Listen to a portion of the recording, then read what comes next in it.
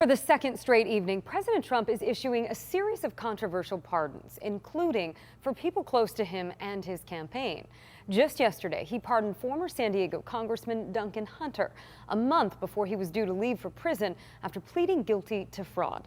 ABC 10 News reporter John Horn tracked down one of the prosecutors who says getting Hunter to admit his crime was not in vain.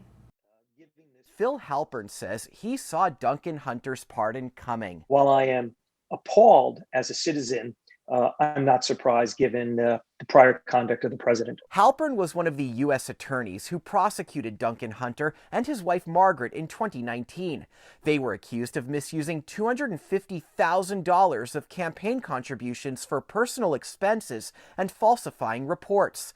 Hunter called the charges a political hit job, but in December 2019 pleaded guilty to one felony count, ultimately resigning. His 11-month prison term was set to start in January, but President Trump pardoned him Tuesday. It was important not only that he be convicted, but that he admit his wrongdoing.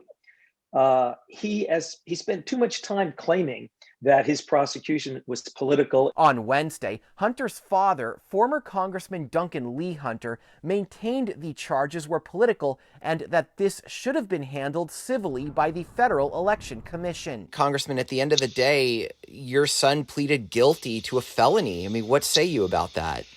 Well, and what I say is there was, at the end of the line, you've got one last receptacle of justice, and that's the President of the United States.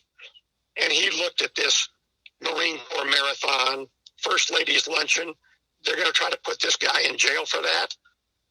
He saw the injustice of that. Hunter Sr. says Duncan is now working for a construction company. John Horn, ABC 10 News. We did ask Hunter Sr. if we could speak with his son. He said he would pass along our message.